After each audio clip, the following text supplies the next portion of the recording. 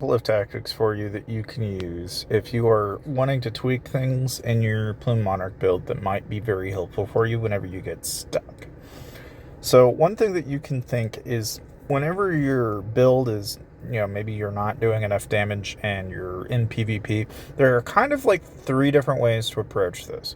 But as a Plume Monarch, one thing that I've picked up on that is kind of helpful is to know that Speed Surge will actually increase your attack speed. Now, it is not to say that you have to use Speed Surge, right? There are a lot of different choices here, okay?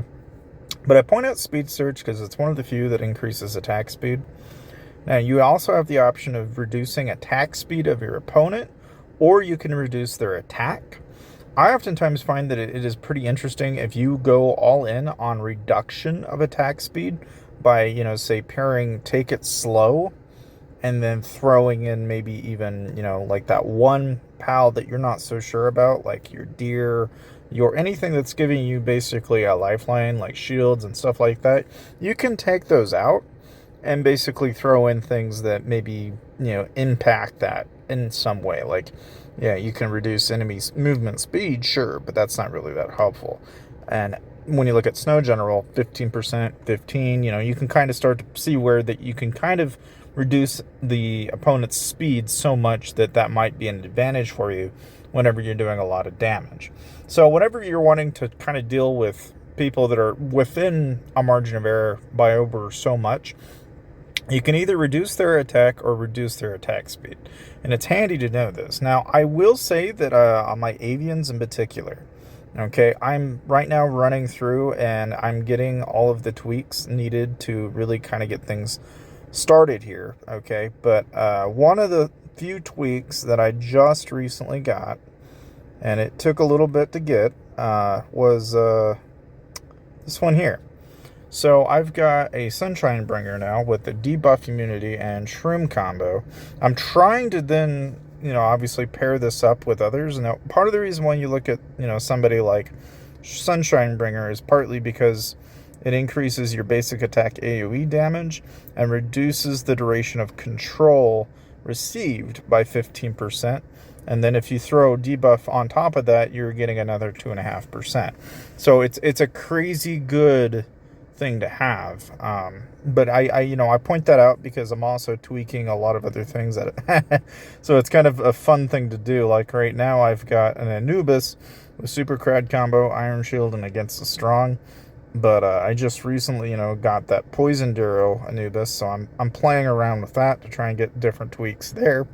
The main thing with avians right now is just we're ultimately trying to get the most bang for our buck in terms of what we can gain in either anti-control effect type skills, anything that gives you stun, anything like that, or if anything, right, you try to tweak it in such a way that you can get a lot of combo damage, which obviously, I just recently got my building upgrade to 10. So when you get anything up to 10, you've maxed out the farm, and then that's pretty much all there is to it. The main thing here is that you want to basically reinvest as much as you can into your farm and try to get as much food as you can, because basically what you can do is you can use that to invest into the statue during the farm rush. And basically you need like a lot of food. You need like a crazy amount of food to be able to actually get yourself into where you can get the triple S plus type pieces. So it takes enormous amounts of time and effort to really get there, but it's totally worth it in the end. Again, going into a host, you obviously want to make sure you're doing your cooperation test if you haven't already gotten your ring and gotten married. If you don't really understand that whole premise, I mean, basically you just go into Mr. Beagle, grab another player that is of similar type, get a marriage, voila, right? And then it's like 15,000 or so gems to basically run it through. But once you do, one of the tasks is how to help your partner fertilize. If you don't know how to do that, you just go to the Shroomy farm, go to friend, and then find the player in question that you need to help. And so, like, for example, here I'm gonna look for Shroomy, and now the only problem is that they're not very active, and obviously a little problem, right? Because now I have the choice of stealing, but I have no way to help. So it's a bit of a downside when you're not with active players. That may be the only time where you'll ever run into an issue with that, right? But Other than that, I mean, with the Starlight debut only giving up here in 2 days, guys. And again, the Extreme Caution being one of the better, it's one of the better items for plumes, I think. But just a lot of different classes in general right now it's a good in-slot item. But with all things considered, obviously make sure you're going in and going to cross-server match and doing this.